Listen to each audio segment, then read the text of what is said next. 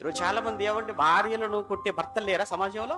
దేవుడు కఠినంగా మాట్లాడడానికి అనుమతి ఇవ్వలేదు. ఒక భర్తగా విను జాగ్రత్తగా, ఒక భర్తగా దేవుడు నీ భార్యను కఠినంగా మాట్లాడటానికే దేవుడు అనుమతి ఇవ్వనప్పుడు నువ్వు కొడుతున్నావు అని అంటే నువ్వు భర్త ఎలా అవుతావు?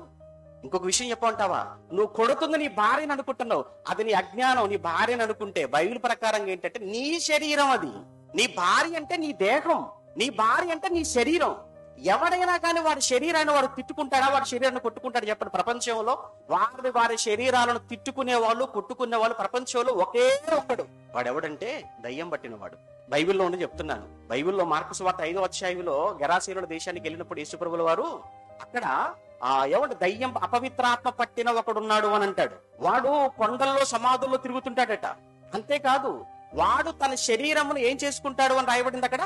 తన శరీరమును గాయపరుచుకుంటాడు. ప్రతిరోజు తన శరీరాన్ని గాయం చేసుకుంటున్నాడట. అంటే తన శరీరాన్ని గాయపరుచుకునేటువంటి వాడు బైబిల్లో మనకి ఎవరు కనబడుతున్నారు అని అంటే అపవిత్రాత్మ పట్టిన వాడు. ఈ రోజు నీ శరీరం అనుకుంటున్నటువంటి నీ భార్యను కూడా గాయపరుస్తున్నావు మాటలతో. నీ శరీరం అనుకున్న నీ భార్యను నువ్వు కొడుతున్నావు, గాయపరుస్తున్నావు అని అంటే చేతలతో. నీకు కూడా ఏం పట్టింది?